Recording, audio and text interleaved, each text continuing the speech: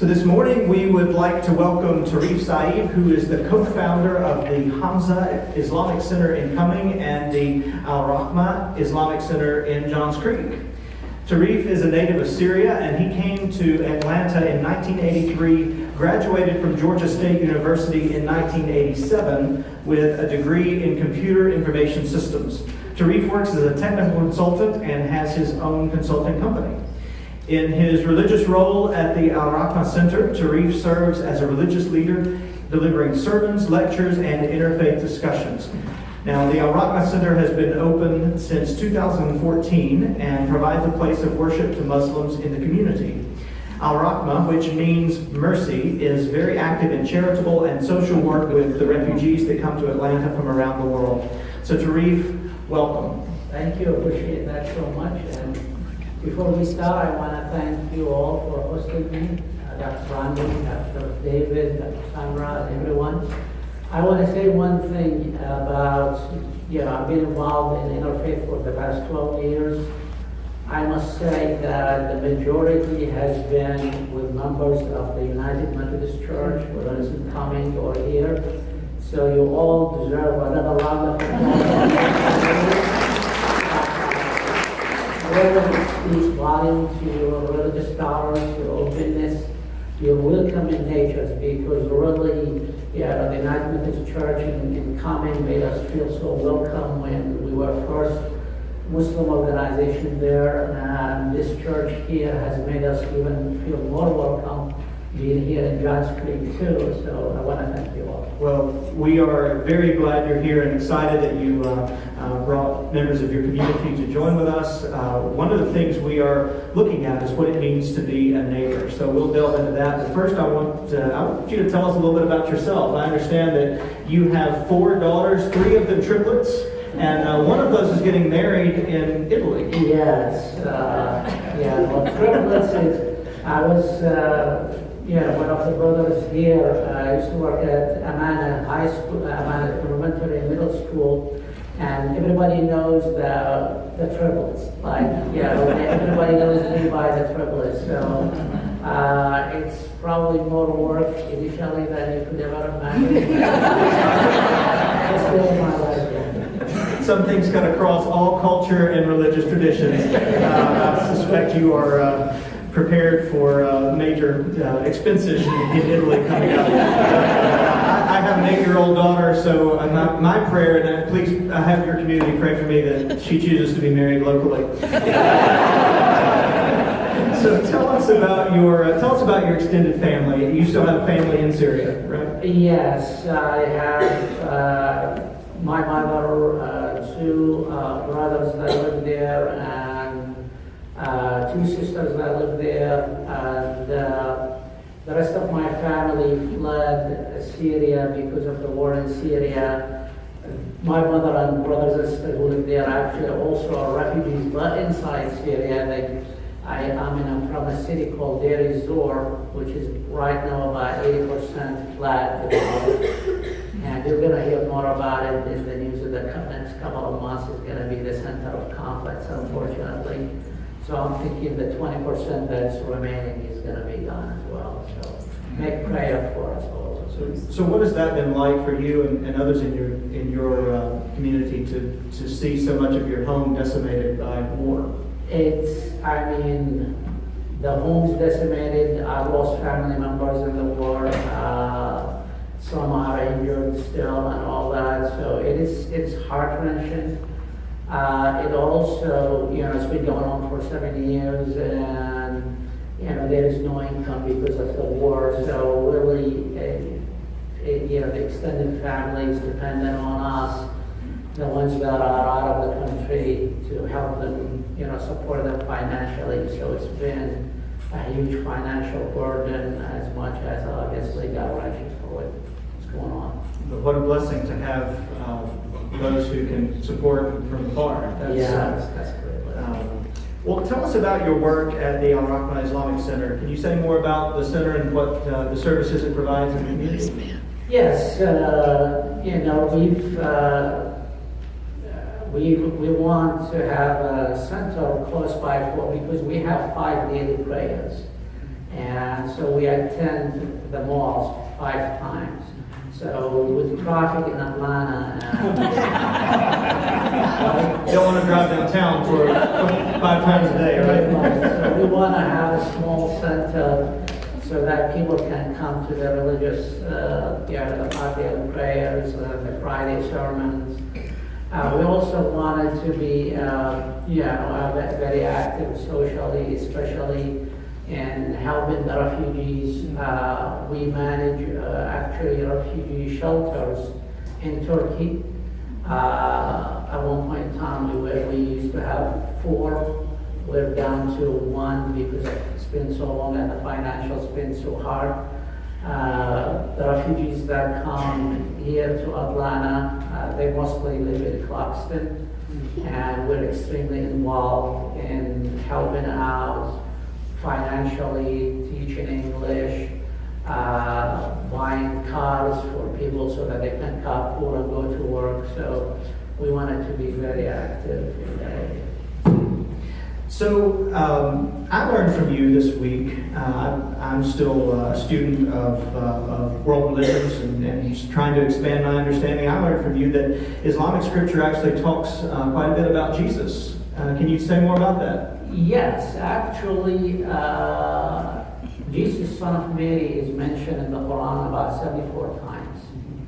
And the second longest chapter in the Quran is about the mother of and the family of Mary. Mary also has a chapter in the Quran by her name. I'll talk a little bit about Mary, then I'll talk about Jesus. The Quran describes Mary that the angels said to Mary, and this is in the 3rd chapter in the Quran, "O Mary, God has chosen you and purified you and chosen you over all women of the world." So for us, from the scripture, she's the perfect woman. She was chosen by God to be a miracle and to have Jesus. We believe that the difference between us and some of in the Christianity, that he's not a son of God, he's a miracle of God that God brought, gave to Mary as a miracle that he's the creator, and that Jesus is the mercy to all mankind. We actually believe he's the Messiah that will come before the end of the world too. And many people don't believe that. Muslims actually believe that Jesus Christ God raised him unto heaven, and he will come back and unite all religions under God. So we also believe that God gave Jesus such great miracles that it's mentioned in the Quran that he would raise the dead, he would cure the disease, that he could actually create birds out of clay and mold them and they become birds. So all by the will of God. So Muslims actually have such a high reverence for Jesus Christ and for Mary, and like I said, as a great prophet of God who is sent as mercy to mankind. So one of the other things we discussed when we met for lunch was the importance that Muslims put on mercy and humility and justice, that those are cornerstones of the practice of Islam. And if you didn't know in this room, that's actually parallel with Christian scriptures. And if you didn't know that, please see me after this. We'll talk about it. How do you see these virtues informing the practice of your faith in this community? I mean, to your first point, I believe we all worship one God. And as such, his commandments are the same, which be humble, be merciful, be good to your neighbor, be loving, be all that. So we share the same core values that are innate in the human nature, because we all worship one God who dictated these values to us. We named our center Al-Rahmah for mercy, as you have alluded to. So because we want to embody that, we want to have that type of relationship with everyone around us, anyone who is unfortunate, because I believe we here in, Al-Farada and the north side, God gave us so many blessings financially and politically and other things that we can do a lot for her. So these are the cornerstones of our principles. Well, and I noticed on the website for the Al-Rahmah Center that you have a lot of very on-the-ground outreach in the community. Tell us a little bit about that. We talked a lot, I talked briefly initially about our work with the refugees in Clarkston and anyone who wants to volunteer, because they come, they don't know English, they don't have means, so we help them settle in, we buy refrigerators and furniture and teach English. My daughter teaches English every Saturday over there. And for those special, a lot of them, they come with skills. They're really educated, so they're not just looking for handouts. They want to work, and it's just the means. So sometimes we have to buy cars so that they can carpool and get to work and make a living on their own. It's, we want to get them out of welfare and out of being dependent on others and give them that pride in being able to work and make a living themselves. So we try very hard the enablement to work along those sides, and we need help and prayers and everything.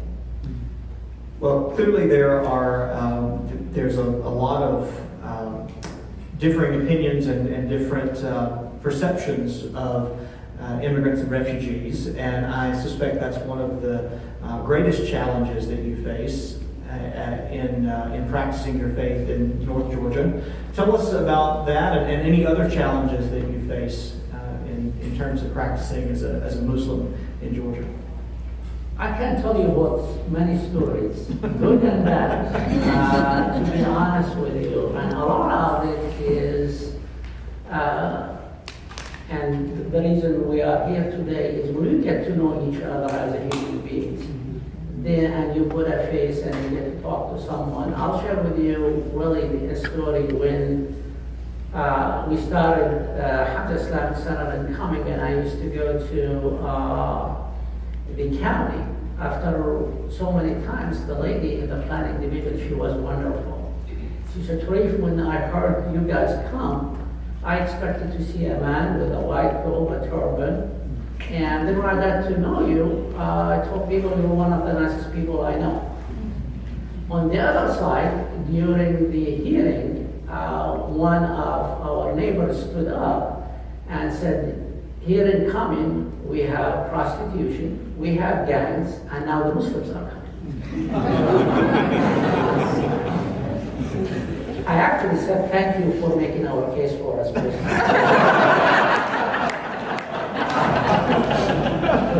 I'm pretty sure I just looked at each other. Well, we're gonna say, but it really is obvious. So we have to fight with the perceptions of the media, and we have to work very hard and just to relate as a human beings, and that's more important. It's to relate to each other as a human beings. And once we get to know each other, a lot of these misperceptions and things will go away. So we have a lot of challenges, and I'll tell you one that, we've looked at so many places in Johns Creek, and we put so many offers, and we keep getting rejected. Even one time, the offer was accepted, and we started construction. The owner said, "No, you can't be in," because the rest of the neighbors all objected to us. So it's really even a huge challenge to get established, and they don't want us as neighbors. And the first thing they say when you go for zoning is traffic, and you say, there's a church right across the street. Why is there traffic here and no traffic there? Even though our service is actually Friday afternoon at 2 o'clock, which does not really have, not a traffic hour. So we have to fight a lot of the prejudice in that area. So it's really, always an uphill battle, but we always find really good people like yourselves that really help us. And in coming, and I'm gonna mention Nita Strait, who's part of the Coming First United Methodist Church. She was instrumental in helping us. So we are very grateful to all you guys' help. So the perception of the other, that's something that we began talking about last week in this series, Join Together July. We're focused on what it means to be a neighbor and to fulfill the commandment that Jesus gave us to love your neighbor as yourself. And you shared with me some experiences that shaped your own perspective and perceptions of the other. One in particular, your first boss, or in your first job here in the States, he was from Alabama, and I understand not a very tolerant person. Well, back in '91, my boss, I got a job at a company called Caseworks. His name is Joseph Richburg. He was from Alabama. First encounter with him was not, the traditional encounters. Then we became extremely good friends. And he retired, and we kept in touch till he died. And every time he visits Atlanta, he would visit me and so forth. The unfortunate tragedy of September 11 happened. And on that day, I received a call from him, and he said, Tareef, if you ever feel like you're in danger or whatever, come and you and your family are welcome to come and stay in my house till this thing passes over. So it really shows you, number one, the transformation in the relationship, then how good-hearted he was to offer his own house as a place, as a refuge for us to stay with him. And, and I'm glad I got invited to his wake and I participated in that. And so it was really a great experience to have that kind of, Thank you. It does my heart well to know that people from Alabama can experience redemption. I would. How do we cultivate more experiences like that between our faith communities? I think we need to find common areas where we work on. The more we get to know each other, the more we work together. You break down barriers, break down those walls by working together. There's many things, and I mentioned on social level, that we can work on and help around the less fortunate. Jesus demands the same thing, that we all help the less fortunate. So there are areas that we can work on socially. There are social justice issues, religious interfaith issues. The more we learn about each other, the better we all become, and we all grow religiously, I believe. So there are many avenues that we can help. So what are the greatest needs that you see in our community? I'm partial to the refugees, obviously, being from Syria. So, I was actually talking with the brother out there, and he was talking about volunteering. And I said, what's your passion? Rather than we put you in a place that may not be a fit for you, what's your passion? And you can lead us in areas of your passion. So because that is really what makes people successful. My personal passion is helping the less fortunate people, and obviously the religious side. So these are areas that I believe, especially you all, you're Native Americans, you speak the language, you're connected. There is so many things that you could help those people that get over that hump. Like I said, we want to get them. We don't want them to be welfare dependent, and that is really the key. We want to get them over that, and there are many things that I believe we can do to help. Well, we have already begun speaking about ways that we can share in ministry, and we spoke at lunch about the great weekend of service that we have coming up. We spoke about the Rise Against Hunger, and so there are ways that the clergy staff and and others in our church are already beginning to think about ways that we can extend specific invitations. And it's been my experience that when we serve alongside one another, there are powerful connections because we see our common humanity.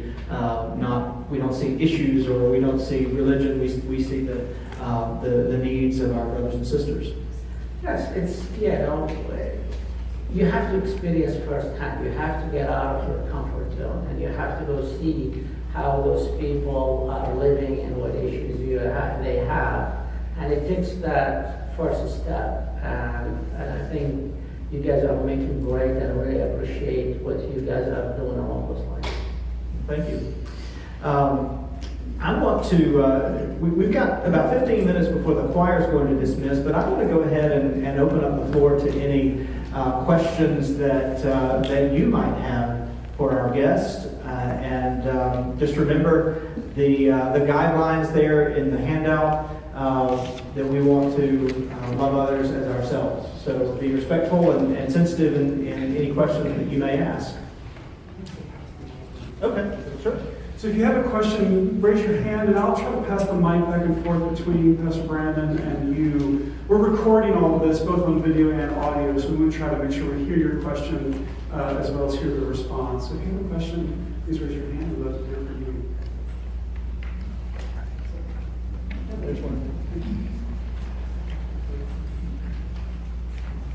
Hi, I was wondering, right now, where are the refugees coming from? Because I just didn't know, I felt like it had been really shut down, so I didn't know, are refugees coming in? The refugees, a lot of them, they were refugees from Iraq, a lot of them refugees from Somalia, and the past few years, a lot of refugees from Syria.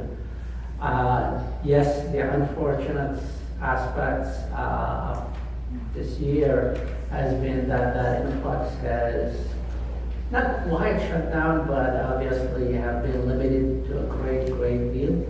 So, but there is a huge number that still exist, and for whatever reason, they're predominantly in the Clarkson area, because that's where they get directed, obviously, because it's a cheaper area to live in.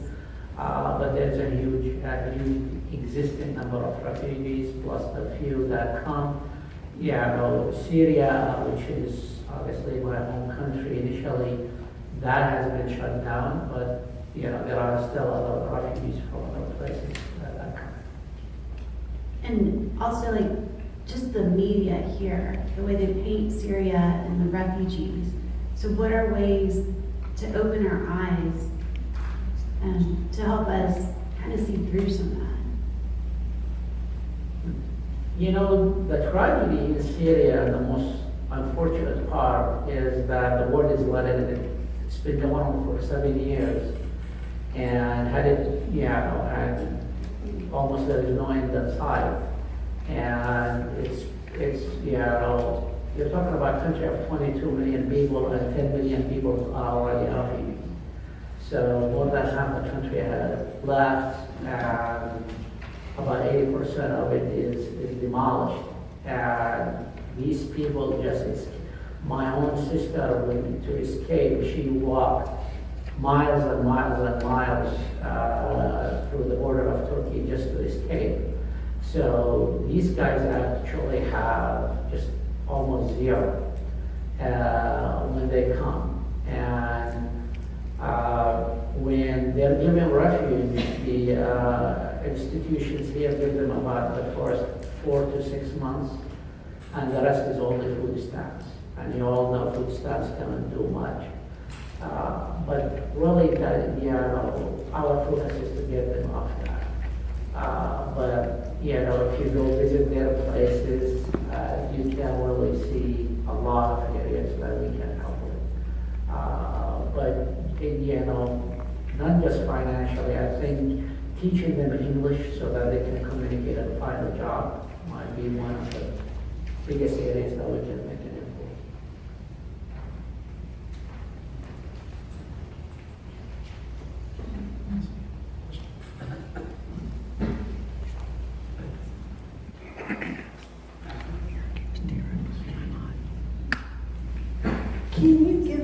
some idea about the problems the children are having and what's being done kind of addressing those concerns?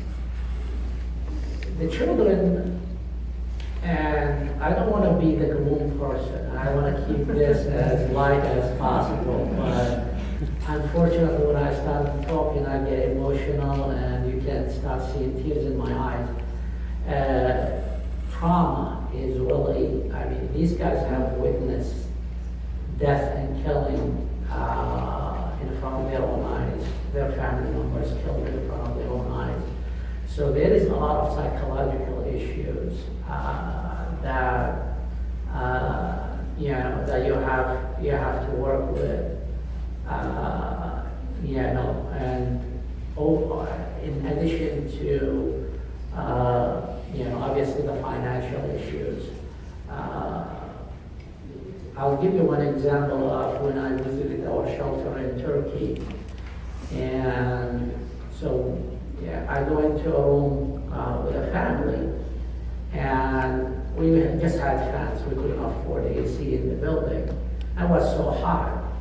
And so I asked the family, is there anything I can help you guys with? They all said, no, we're fine. I looked at the child. I said, what do you need? He said, I want a TV.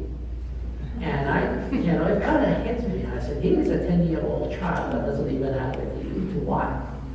And I said, you know, don't you, I'll buy you instead of TV, how about if I bought you an AC? It's so hot in here. He said, no, I want a TV. There you go. That kind of tells the story.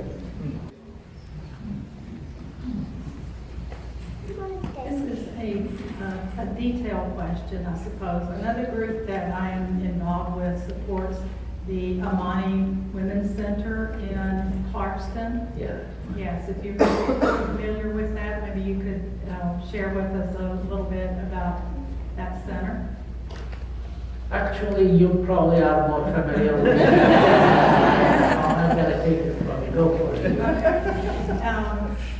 The little bit that I know is that it is a group of women who are refugees who are just coming into the country, and the purpose of the group is to teach the vital life skills for the United States, and including language and driving and shopping in the United States. And they also teach sewing and other skills like jewelry making, so that they're providing cash income for the group. And a number of us have donated fabric for the women to have to work on their sewing projects. Really want to thank you for that. Yes, indeed. And you speak to that we're trying to enable them and help them, you know, get over the hump. And, you know, they really speak about this country as the land of opportunity, and it is. You just gotta get that just little initial push. And it doesn't take much. And once you show people the opportunities, the possibilities, you know, they can help themselves out. And that's what we're trying to do. Does the government assist people who are official refugee status, but that help Only lasts for 3 months or something Yes. like that. Yes. So there's a pretty steep learning curve is necessary, and then there's a sharp drop off. And that's, yeah, when the refugee crisis first hit, that was the biggest frustration for us, is that 4 months, I mean, you can't learn the language, you cannot find a job, you cannot do anything in the first 4 months. Then after the first 4 months, we get hit, I can't pay my rent, I can't pay my gas, my electricity, and we always get, why this is about to cut today unless we pay. I said, why didn't you call me yesterday? And, you know, hope is eternal. People will wait till the last minute hoping something will get. So we always, you know, have to contact the, you know, the power or gas or whatever, the utility company at the last minute rather than even getting, you know, a day or so sooner. You know, food stamps doesn't give you much, and 4 months of support doesn't really give you much. goes from the.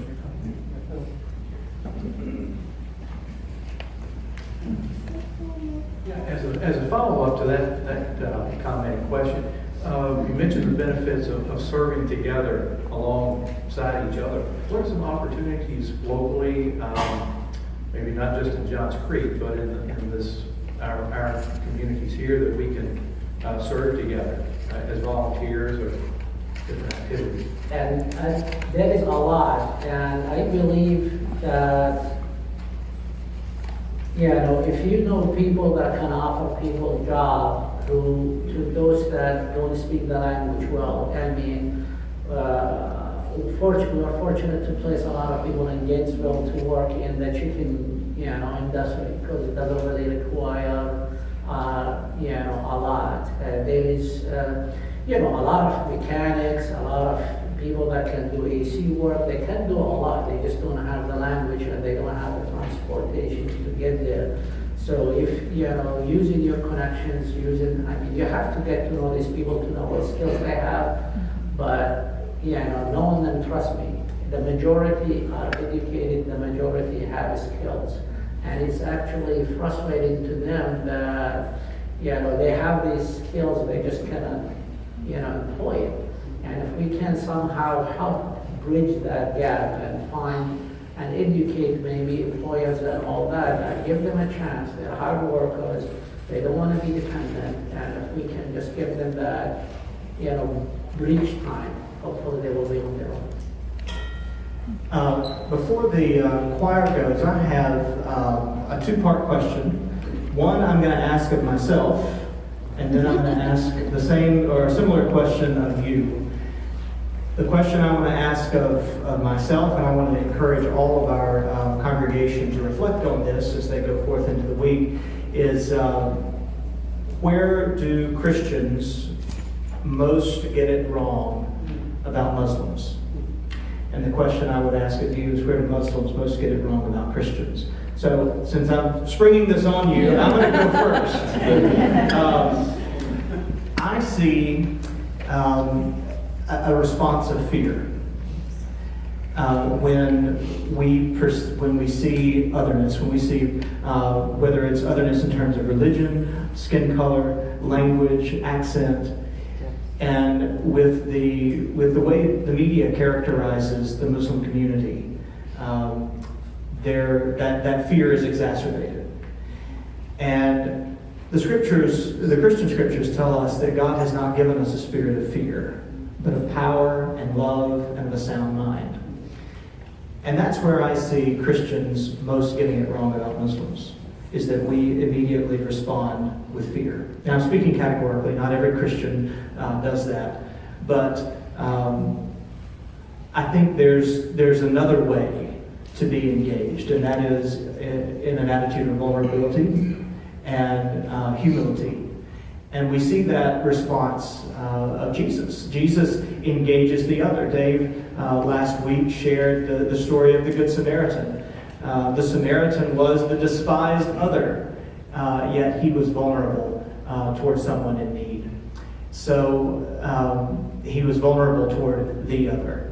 So I think that's a way for us to flip the script. That's a way for us to get it right, is to become vulnerable to those who speak differently, think differently, pray differently, look differently. Whether it's Muslim, African American, gay and lesbian, no matter who they are, if they are other, it's an opportunity for us to become vulnerable and to approach with love rather than fear. So I'll toss the question to you. Where do you see Muslims getting it wrong in their relationship to Christians? We struggle in one area is that, in the Quran, God tells us about the teaching of Jesus and the mercy and the love and all that. And when we see all the hatred and all that, and we say, how does that reconcile with the teaching of Christ? Are they living up to the message, or are they just, how someone who can say is a disciple of Christ have this much hatred and this much and this much and this? So we have a hard time reconciling the message with the attitude. Till we come and meet people like yourself and have interfaith, and we see that many people actually don't have that. So whatever we hear on the street from different people are not really representing of the majority. It's the squeaky wheel makes the grease, so a lot of all you hear is all those noise. And so we don't get to see the truth. We don't get to know you once again on that human level and get to know what you teach and how you preach. So I think we get that trying to reconcile the message with the behavior of some people is something we struggle with. Thank you. And I think that there's some similarities there that, I wouldn't presume to speak for the world's billions of Christians any more than I would assume that Tareef would want to speak for the world's billions of Muslims. But we have to recognize the diversity that is in our community. And so this is a great time for the choir. If you haven't already slipped out, if you're in the choir and you'd like to make your way to the robing room to prepare for worship. And we'll go back to the audience, I guess, for other questions.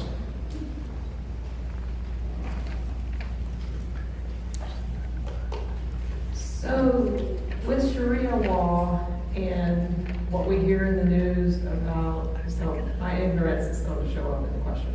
So, what we hear in the news about how the way some people want a religious law to be the law of the country, and we hear that Islam is not compatible with freedom of religion and freedom of practice and democratic governance formation. So I guess if you could speak to that in sort of general terms and then maybe in your own personal terms as well, that would be. I think the word Sharia law or the demand for Sharia law is a made-up thing by the media, to be totally honest with you. I've lived in Atlanta for 34 years, and personally, I have my own company, I've done all that. I haven't had any issues. There are certain things that if I apply to myself, like we don't do interest. That's just part of our religion. So I don't have to do interest. And I buy my car or I lease my car or whatever and I pay cash. So as long as you don't force me to deal with the interest, I'm fine.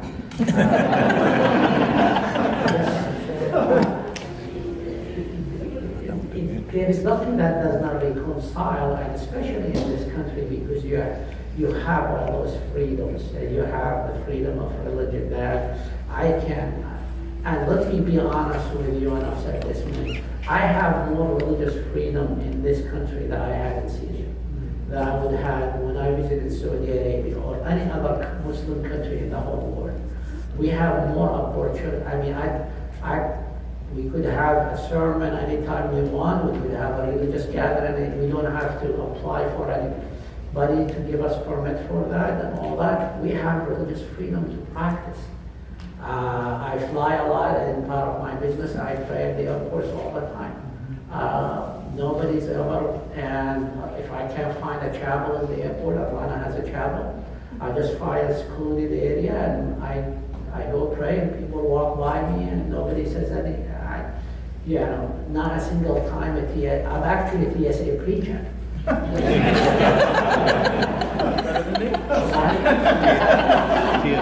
Yeah, so to be honest with you, I think there is a lot, all that the media makes it a point, and it doesn't really exist. As far as religious tolerance or intolerance, and that's something, to be honest with you, we were talking the other day, and I say there is a bathroom in every house, right? And there are always a group that can demonstrate an ugly side. Those groups don't represent the religion. They don't represent Christianity. Timothy McVeigh does not represent Christianity. There were 100 people that were killed on the 4th of July in Chicago. 100 people. What is the religion of these people, right?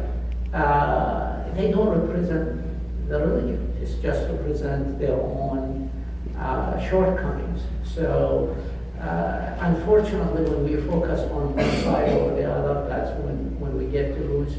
As long as there's freedom of religion, and they gotta keep that always in the town. I remember when we went to the zoning in Cumming, the commissioner actually looked me in the eye and said, Tareef, if there is any way legally I could deny you zoning, I would, but there is no legal way for me to deny you. And I said, thank God for that. There are laws in this country that not even the commissioner can say no. So that's the word of God, that as long as there is a freedom of religion, that you can practice your religion, that's all it takes.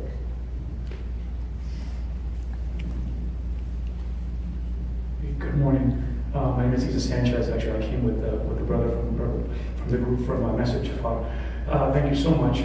Your question was really touching. Actually, I thought the question you just asked him, I thought it was a really probing question. I really thought myself, how do I individually get it wrong? I just introspective. I said, okay, how do I get it wrong? And I think that I get it wrong when I confuse, when I merge three distinct things: my politics, my culture, and my religion. There are three distinct things, and when you blur those lines, that's when I get it wrong. So that just when I do get it wrong, those three things sort of kind of get muddled. Thank you so much.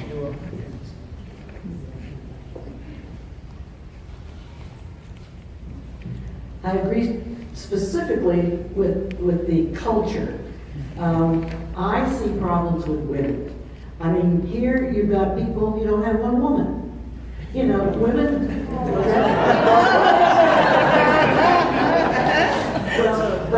And I think the dress puts people off. It's hard for women to assimilate. You wear a regular business. Let's try to keep our comments in the form of maybe a question. Well, the question is, we want to be careful about how we. No, I'm not. All right. All I want to say is, there is a distinction, and that's probably one of the reasons that people have, a distinction. And I would hope that this is something that we can overcome. All right, can I'll mention, have you watched the movie Braveheart? I just want to say that, okay. In that movie, which, about the Scotch and the English War and all that, it was kind of interesting that Mel Gibson's wife, his character, was wearing exactly the way a Muslim would wear. She's covering her hair, his entire body is covered. If you look at actually all the old movies or even the ladies of the church, they actually, that's part of the old culture. Even Western movies show women in conservatively dressed. And when I traveled, I've gone to areas where there are Amish and other things, and at one time I looked at an Amish couples, and you couldn't tell the difference if they were Muslim or Amish other than the way the hat was worn. But in terms of covering themselves, and here they are native born American, I think we should be able to see over, this is an individual choice of people. My wife wears it, one of my daughter wore it, the others don't. It's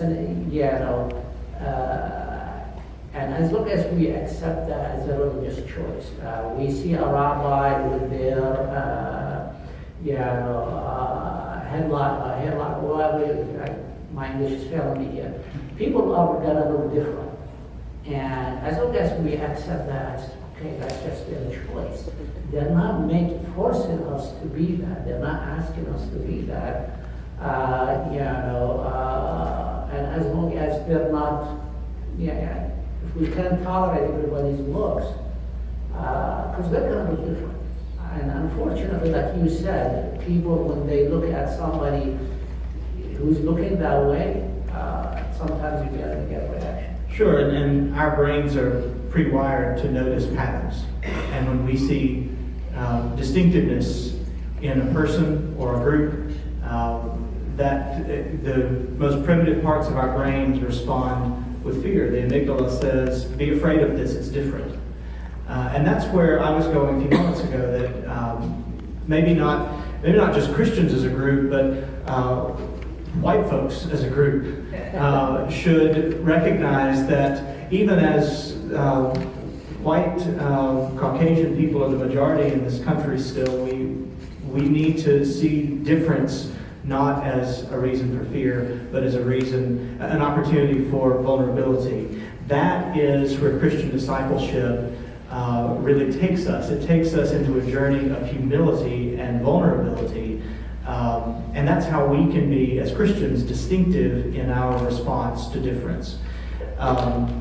And one of the things I heard you say just now, or it triggered something for me, is that at least in the practice of Islam here in the United States, conservative dress for women is not, it's not something that is imposed from on high so much as a response of faithfulness. Is that exactly? And not even in many countries, other than probably Saudi Arabia, that forces upon women, and now it's even more that it's a religious choice.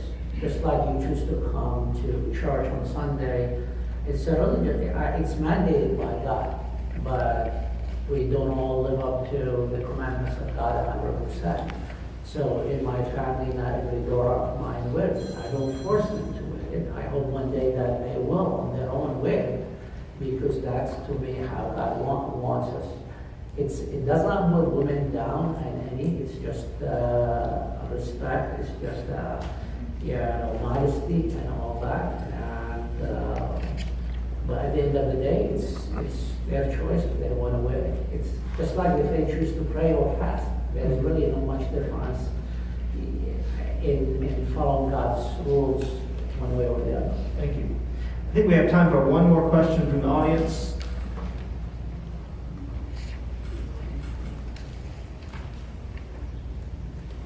Good morning. First, thank you for being here. I think your presence does a lot to begin to create an understanding here. It strikes me that every religious group, every ethnic group, etc., that has come to this country over the years has had assimilation problems, and they eventually have to learn to cope and find their own way. And I don't think you are exempt from that problem, and I do understand it. The thing that I think exacerbates what's going on now is this instant information, whether it's right or wrong, that goes around our country and our globe constantly.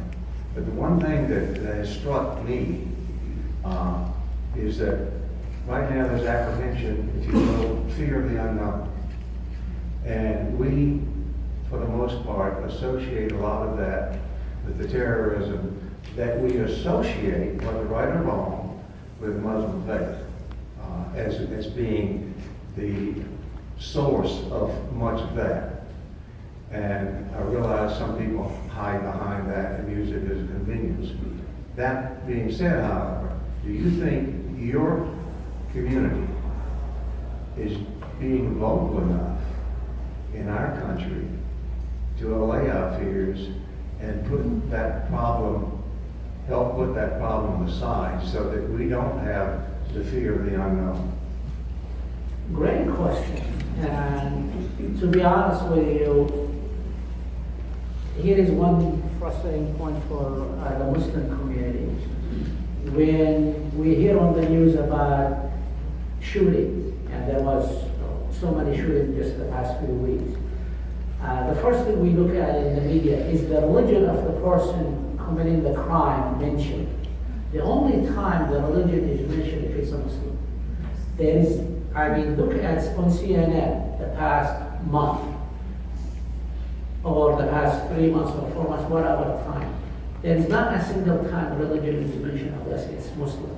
So they highlight that. And I think it's a systematic, intentional thing that, you know, and the first thing, we're conditioned as Muslims. That's the first keyword we look for. Is the religion mentioned or not? And when it's not, we know it's not a Muslim because they did not mention religion.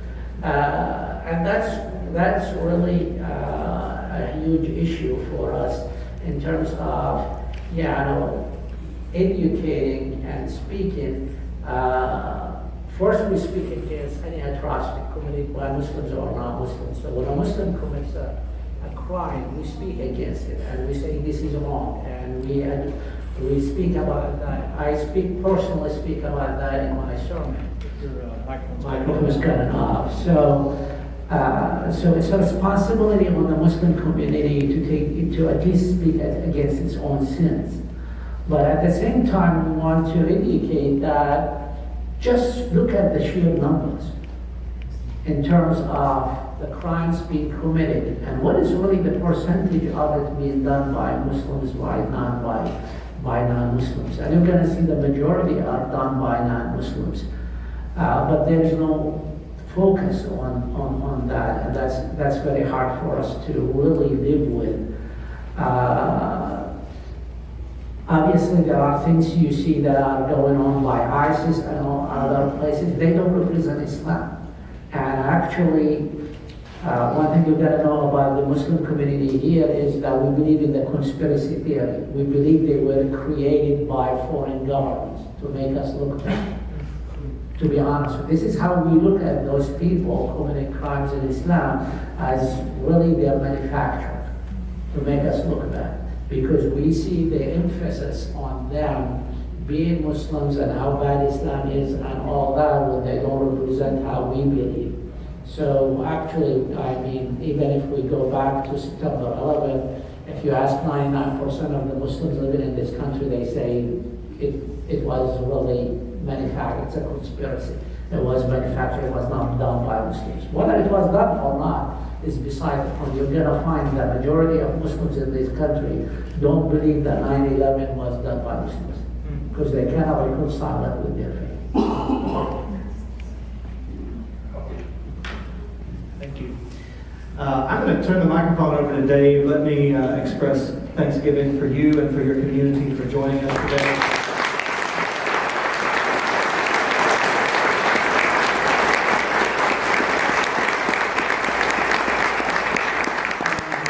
To our honored guests, I apologize that right after we conclude, I'm going to have to run and get prepared for worship. So let me use this as an opportunity to say thank you and farewell, and hope to see you again soon.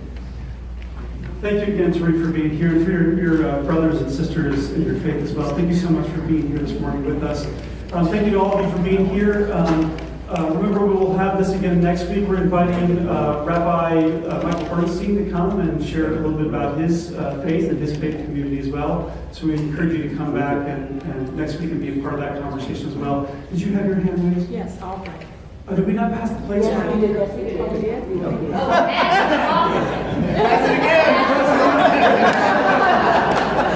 Let's get started. Round two. Thank you all so much for being here. Thank you for your questions, your participation. We're really, again, very grateful for you and your community being here today.